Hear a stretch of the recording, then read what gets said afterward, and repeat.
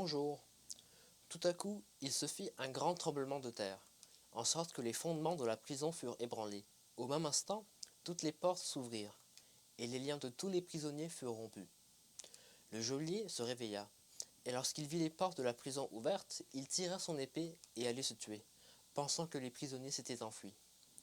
Mais Paul cria d'une voix forte, « Ne te fais point de mal, nous sommes tous ici. » Acte 16, versets 26 à 28. Chaque situation est différente.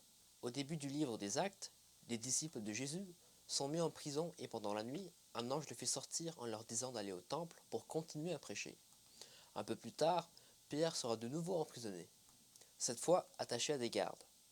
Et là encore, un ange le fait sortir de la prison. Cette fois-ci, il n'y avait pas d'ange qui vient voir Silas et Paul. Mais avec le tremblement de terre, les portes sont ouvertes. Ils sont détachés. Super, ils peuvent s'en aller. Eh bien non, ils restent tranquillement assis là. Parfois, Dieu dit de s'enfuir, parfois il dit de rester là. Ce qui compte surtout, c'est qu'à chaque fois, Dieu leur donne l'occasion de parler de lui, que ce soit à l'intérieur ou à l'extérieur de la prison.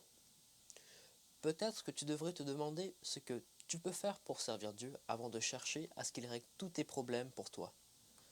Si Dieu te dit oui, profites-en pour être à son service. Si Dieu te dit non, demande-lui comment tu peux être à son service. Bonne journée.